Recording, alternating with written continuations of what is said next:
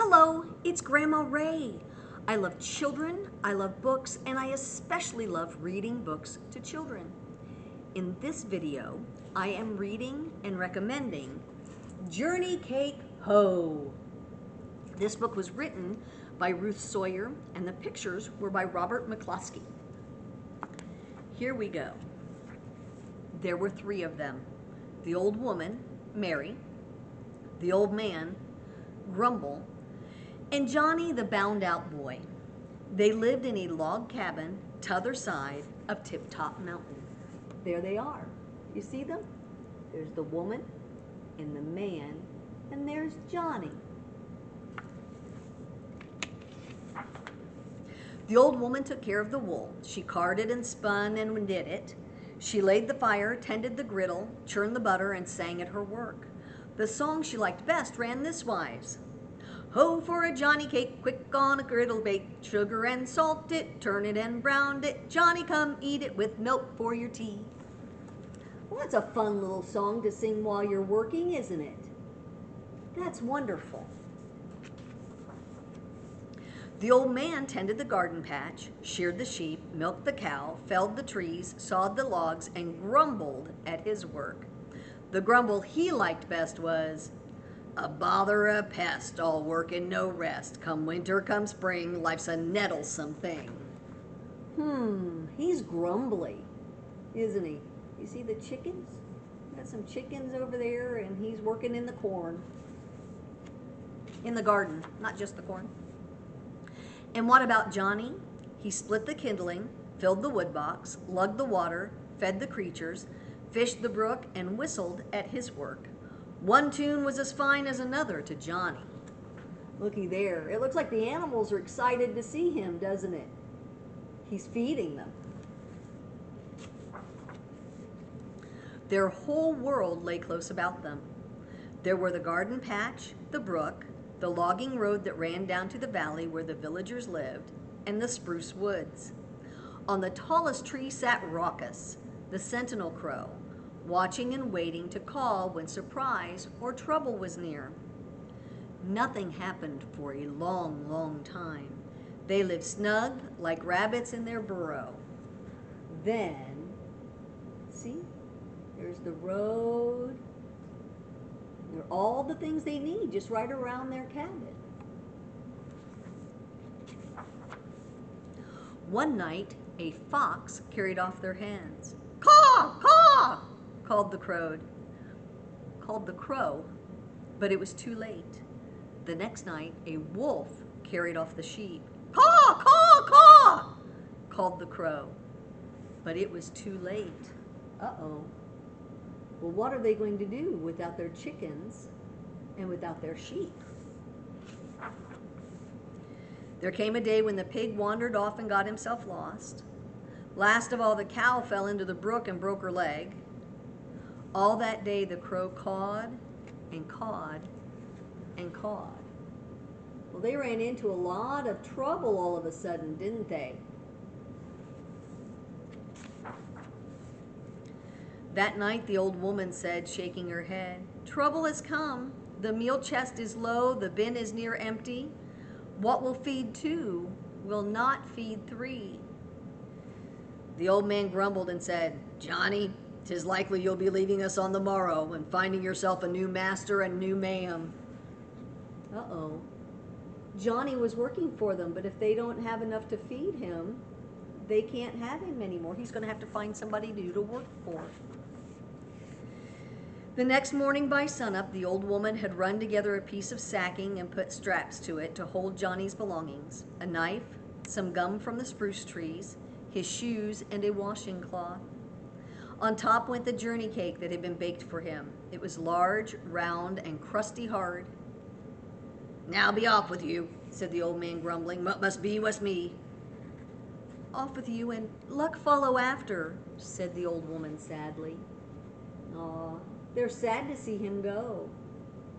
I would be sad to see him go, too. Sounds like he was a good friend and a good worker for them. Johnny said nothing at all. He left his whistle behind him and took the logging road down to the valley.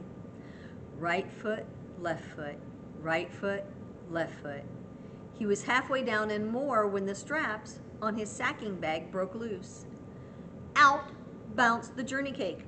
It bumped and it bumped. It rolled over and over. Down the road it went, and how it hollered. I've never heard about a journey cake hollering. Journey cake ho, journey cake high, catch me and eat me as I roll by. Away and away rolled the journey cake. Away and away ran Johnny. There it goes. Do you think he'll catch it? We'll have to see. Faster and faster, they passed a field full of cows. A brindle cow tossed her head and took after them. She mooed, "At running I'll beat you, I'll catch you and eat you." Faster and faster, faster and faster, they passed a pond full of ducks. Journey cake high, journey cake ho. Oops, sorry. Journey cake ho, journey cake high, catch me and eat me as I roll by. Looky there, it's got a cow and a duck chasing Johnny and the journey cake. A white duck spread her wings and away she went after them, quacking. "At flying I'll beat you, I'll catch you and eat you." Faster and faster, faster and faster, they came to a meadow where sheep were grazing. A white sheep and a black sheep took after them. Now they were through the valley. Oh, see the sheep? See the sheep right there? Lots of sheep.